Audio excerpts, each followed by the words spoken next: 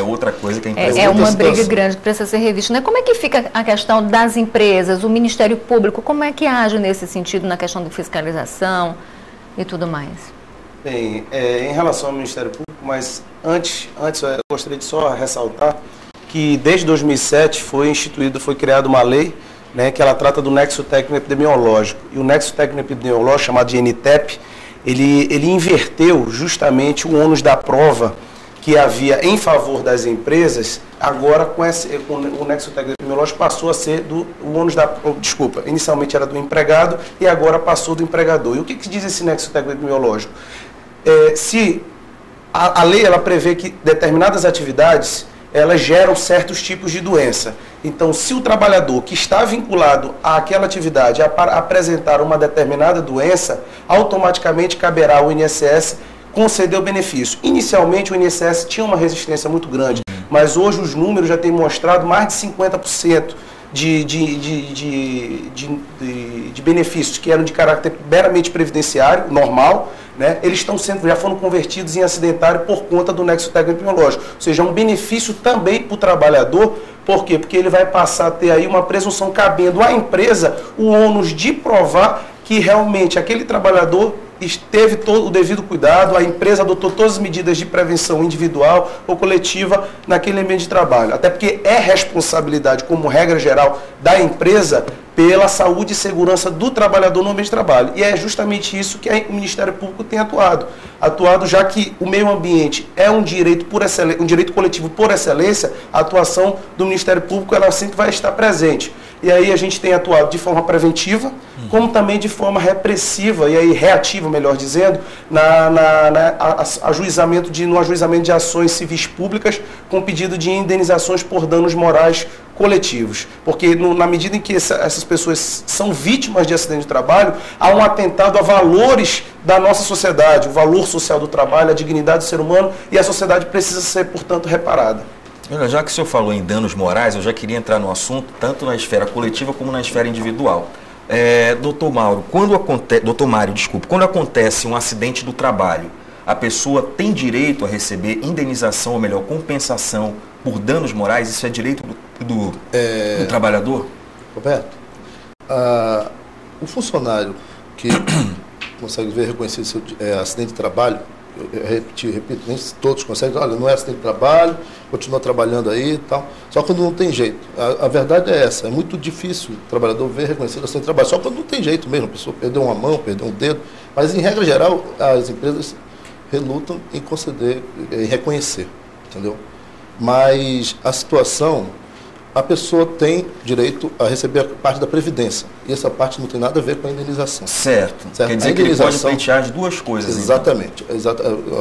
Ficar recebendo, porque geralmente as empresas, ou a doença, eles colocam pelo Código 31 e fica recebendo pelo INSS lá, aí quando ele voltar daqui a 2 anos, ele pega a conta da empresa.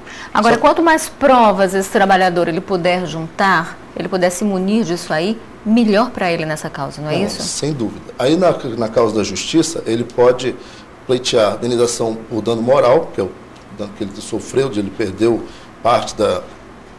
Um acidente de trabalho causa problemas psicológicos, familiares, econômicos. Todo sofrimento, né? A pessoa fica internada no hospital. Da família. Para de trabalhar. E tem o dano material também, que a pessoa ele não pode mais voltar a exercer aquela função.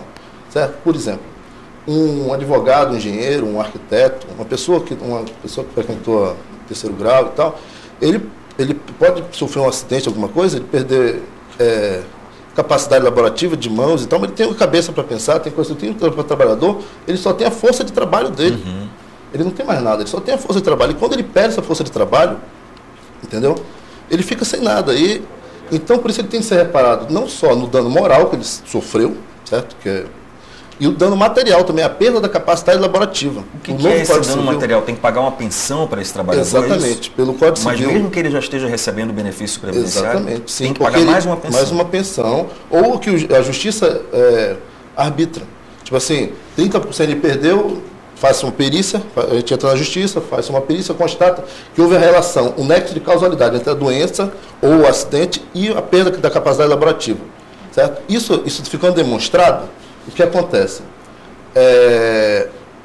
a justiça arbitra um valor pelo dano moral, o dano que ele sofreu, como uma coisa imaterial, e o dano material que ele perdeu. Por exemplo, um rapaz trabalha no distrito como montador, ele está com bursite, alguma coisa assim, que ele não consegue mais os movimentos e tal.